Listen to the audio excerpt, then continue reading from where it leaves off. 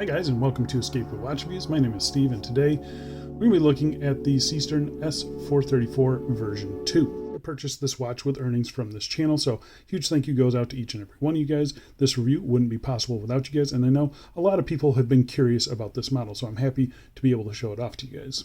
And if by the end of this review you do want to pick one of these up, I'm going to be leaving a link down in the video description. That is an affiliate link, and it's to the official Seestern mechanical store on AliExpress. So you can pick up the watch there. It doesn't cost you any extra to use my links. It just gives me a little bit of a kickback and helps me keep getting in watches like these. So the retail price I'm seeing is about $228 US.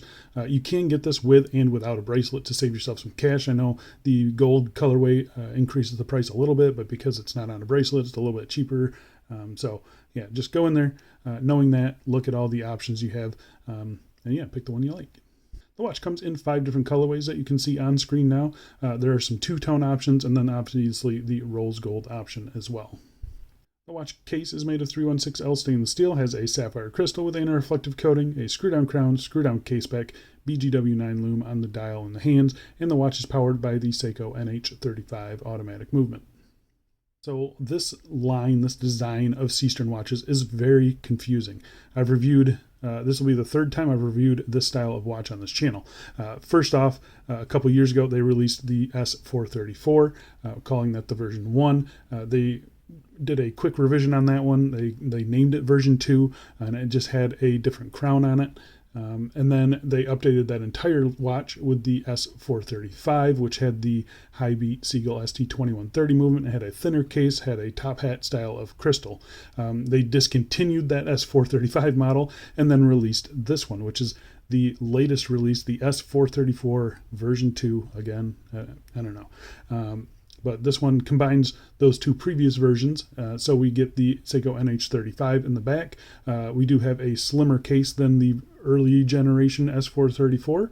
And then we get the top hat sapphire crystal on this one from the S435. So it's all very confusing, I know. But I'm here to tell you it's still a very good watch. This is one of those watches that I bought again because I missed it so much after I sold my S435. I shouldn't have ever sold that watch. But yeah, I'm here to tell you that this watch is still excellent. So let's get into the full review. Might be a little bit shorter of a review just because I have done this watch 3 separate times. And if you want to see more details, I'll leave the other 2 reviews linked down below so you can see those and kind of sift through them. I know the bracelets on these watches have not been changed. So yeah, if you want to see information on the bracelet, again, it's a good bracelet with an on-the-fly clasp. Go check out those other reviews. But let's get into this review. But before we do a quick wrist check today, wearing the new Baltony green dial. I can't remember the number on this one, S4095 or something like that. I don't know. Review coming soon. All right, so let's get the dimensions. A bezel diameter of 39.3 millimeters. Case thickness of 13.1 millimeters. Standard 20 millimeter lug width. Lug tip to lug tip of 46.1 millimeters. So the size here is pretty much unchanged from the previous version. The only thing that I did notice that changed was it actually got a little bit thicker, 13.1 millimeters. The previous version, S434, was 12.8 millimeters. So it does appear visually to be slimmer just because of the top hat crystal. Without the crystal, it measured right around 11.8 millimeters. So yeah, there's some thickness in that crystal there. But I like the way that it wears. A nice, short, compact lug to lug in a perfect, right at 39 millimeter bezels. So yeah, really happy with the case dimensions on this one. I think it wears great. I'm going to go outside right now, throw it on my wrist for you. And here we are on my 7.5 inch wrist. I think it wears great still. Nice turn down to the case there. Hugs my wrist beautifully. This should fit a lot of wrist sizes though. Good AR coating on the crystal as well. And here we are in some direct sunlight, and there you can see nice sunburst on the dial there. Crystal, again, just doing a really good job keeping the dial nice and clear. I'm not going to throw this on any other straps. I think this only looks good on black rubber, so yeah, this is pretty much it. All right, let's go back inside and let's get back to this review.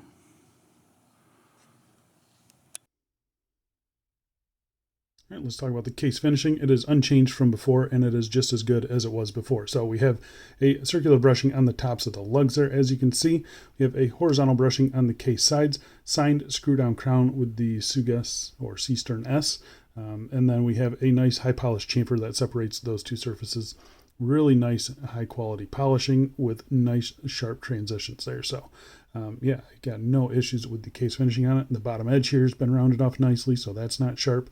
There's really no sharp edges anywhere on this case. Typically you can get some in these corners here, but they've all been knocked down very nicely. So I don't see any issues with that. Flipping it over to the case back, a very similar or the same case back as before. Display case back.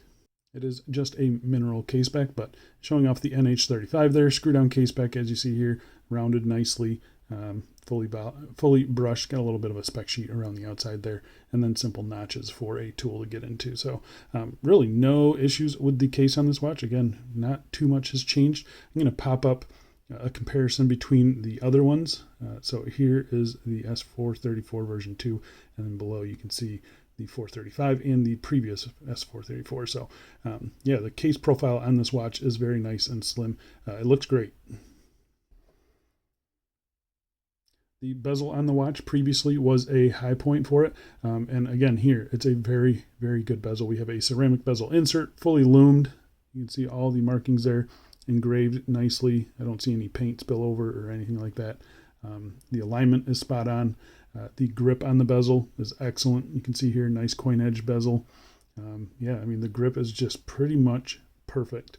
The resistance is excellent, and the action is really good too. It's 120 click unidirectional. You can see there's zero play in the bezel. It locks in nice and solid, but there's the sound to it.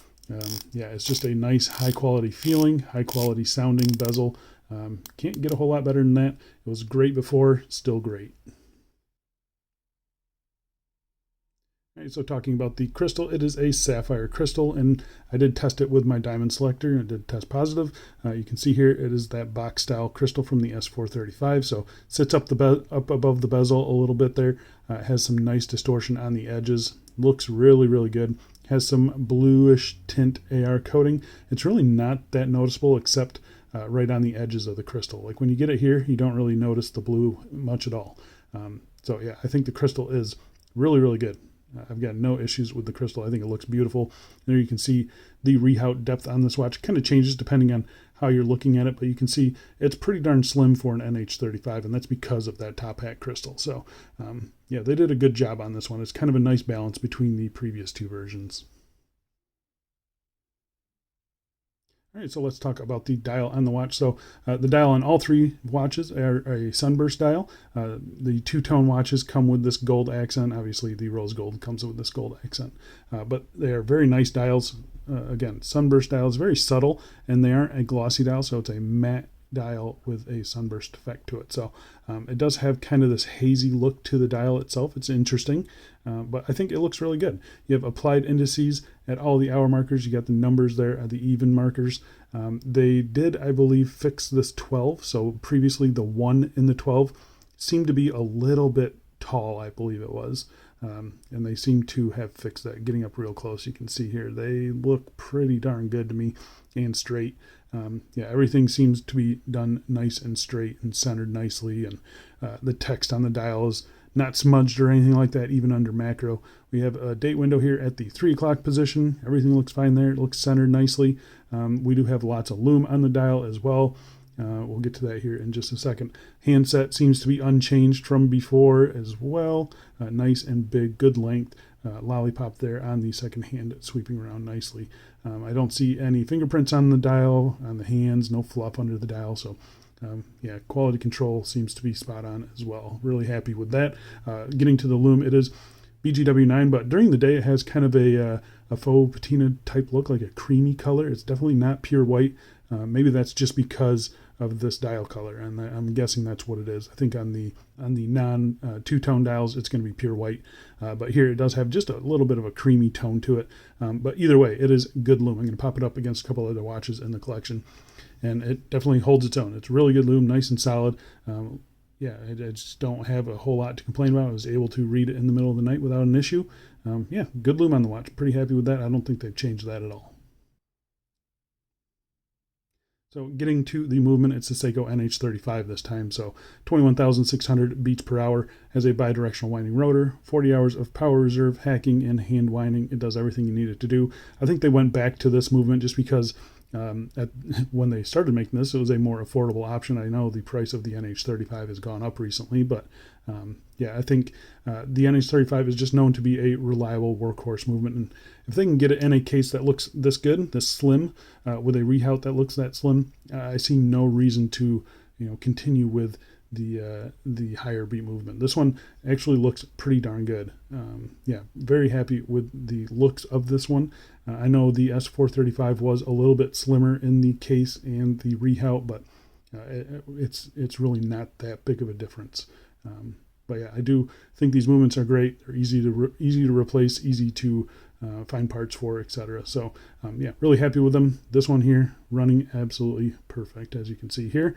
Yeah, can't complain with that at all. I do think Seestern is regulating these movements. I do have an issue with my crown for some reason. So like I said earlier, it is a screw down crown. It screws in and screws out just fine. It feels a little gritty screwing out. I get a decent little pop out there. This is the first time that that's actually happened. Most of the time it catches on like the last thread and takes a little while to fully pop out. So yeah, it just happened to work fine there. First position is your date change. Second position hacks the movement, and this is where you set your time. And everything functions exactly like you'd expect it to. The alignment was pretty much spot on as well, as you can see there. And then and then everything else just functions fine. The crown feels nice and solid. Press it in, starts up the movement every time. The screw in action, again, seems a little odd. I'm winding the movement, and then it stops winding the movement and then engages with the threads only. So it's an odd feeling. I think they just cut the stem a little bit too short on this one. So I don't suspect them all to be like this one. It's just this specific one. But yeah, just something to note.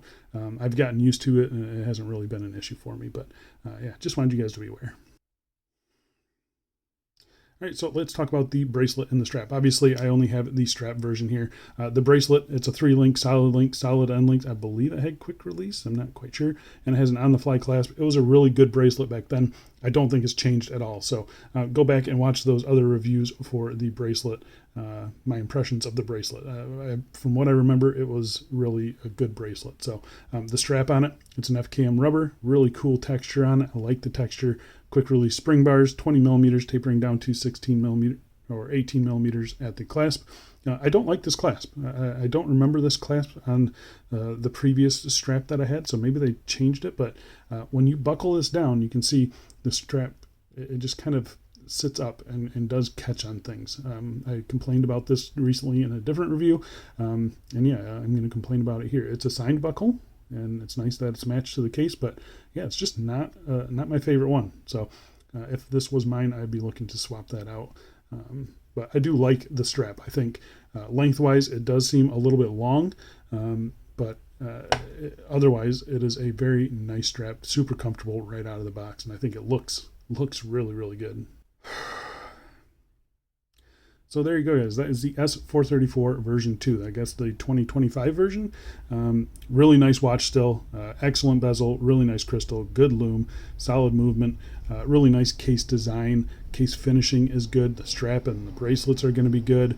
There's just not a whole lot to complain about when you're talking about this watch. And I really miss my S435. I wish I never sold that watch, but I did sell it, and I kind of regretted it. So I picked this one up. This one is not going to be staying in the collection just because rose gold is apparently just not for me. I like it on the screen. I don't like it in person when wearing it around. But so yeah, I might pick up one of these again in another colorway. I'm not quite sure. But yeah, I do really like this watch. I think they did an excellent job again on it.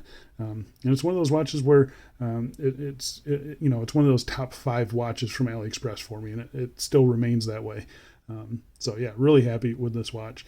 But yeah, just not digging the gold colorway on it. That's just me though. All right. Thanks a lot for watching, guys. I'll see you in the next one.